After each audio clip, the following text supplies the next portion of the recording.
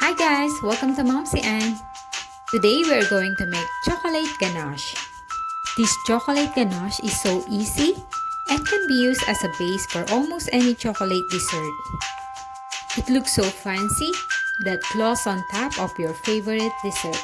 So let's get started.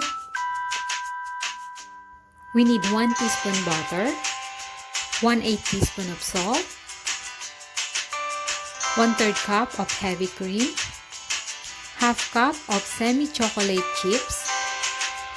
Place heavy cream in a small saucepan and warm over medium-low heat, just below boiling point. Pour the hot heavy cream over the chocolate chips and let it sit for a couple of minutes, or about 3 to 5 minutes, to soften the chocolate. Press down the chocolate chips to make sure it's all covered with hot heavy cream. After a few minutes, whisk it to combine until smooth.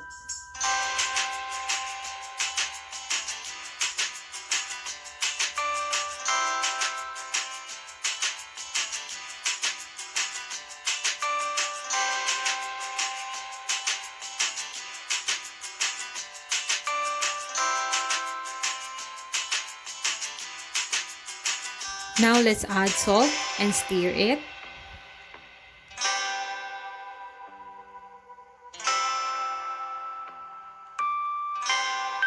And to have a glossy chocolate ganache, let's add butter and continue whisking it.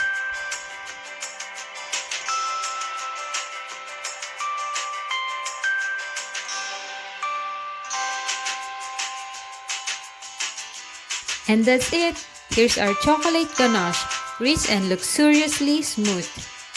Perfect for your cake, muffins, and brownies, or any kind of desserts that you like.